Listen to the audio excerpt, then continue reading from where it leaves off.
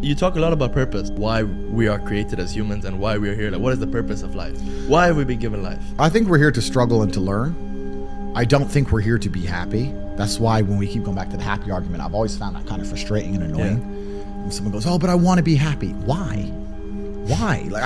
Why do you want to sit there and laugh like you were happy your entire childhood? That's your happy days. You're allowed to be happy as a kid. It's all over now, right? You're a man. You have responsibilities. I think we're here to do important things, and important things are going to be difficult, and they're going to be hard, and you're going to get frustrated. But that's what gives you purpose. I think we're here to struggle. I think we're here to endure pain. Yeah. I think we're here to just see how hard we are to kill. I think that going through terrible things and living through them and coming out the other side is one of the most fantastic things about being human. I think that it's almost like once you understand what life is really about, there's no emotion which isn't enjoyable.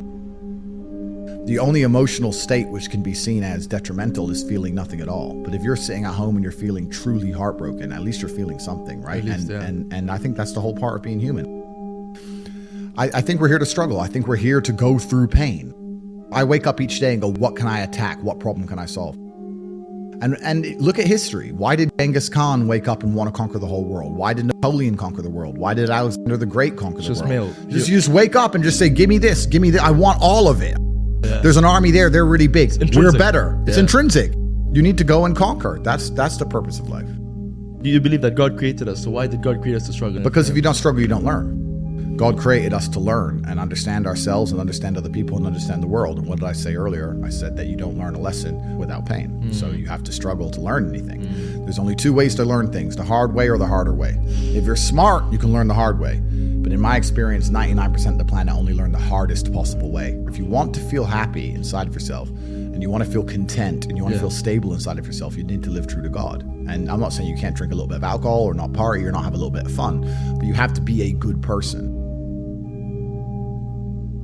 I don't believe in the societal paradigms in which they have tried to construct this idea of happiness. I don't believe or subscribe to the way that happy and sad is currently understood by the masses of the population. I think if you are anything less than absolutely distraught, you are happy. You're a version of happy.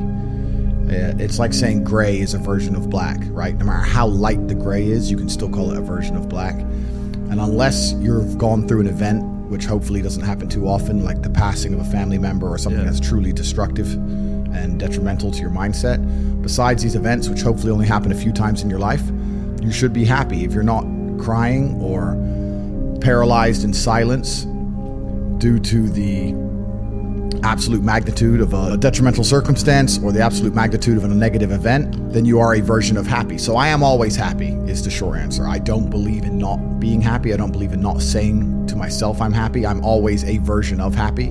And this idea of chasing happiness and always being concerned and preoccupied with how happy you are is actually the biggest mistake that a lot of people make, I think, in the world today. Especially men who wake up and go, oh, I don't really feel happy, so I need to get happier. And that's how they end up down a hedonistic path of drugs or alcohol or gambling, chasing pleasure. I don't care how I feel. I don't care if I feel happy or sad. It doesn't really affect what I do each day. I do the exact same things. I act the exact same way. I don't care. I don't put weight to the significance of the emotion. So I always consider myself a happy person, but if I woke up and I was slightly less happy one day than another, it wouldn't affect anything I do and I wouldn't put any relevance to it. I'm human and that's life. So yeah, am I any happier now that I have hundreds of millions of dollars than before I was broke? Not really, but I was never unhappy. I'm the same state that I was then, that I am now. I have work to do and I will do it. It's as simple as that. Well, also, there's no light without dark, and there's no joy without pain.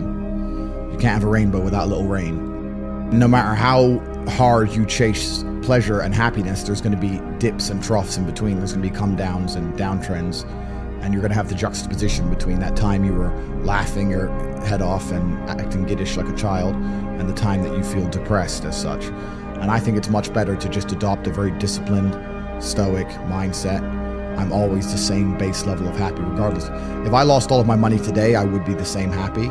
If my net worth quadrupled, I'd be the same happiness. But as long as I'm alive and the people I care about and love are alive, and as long as I get as long as God gives me the honor of doing my duties and providing for the people I care about, as long as I get to wake up and know that there's a whole bunch of people in the world who need me and I get to work hard to please them and do good for society and good for the world, then I'm a vessel of God, and I'm happy enough to survive. That's all I look at it as. I don't ever consider how do I feel. That doesn't cross my mind. I have things to do. I'm too busy. I have things to do every single day. I have very important things to do, and how I feel really is not going to affect how I complete those tasks.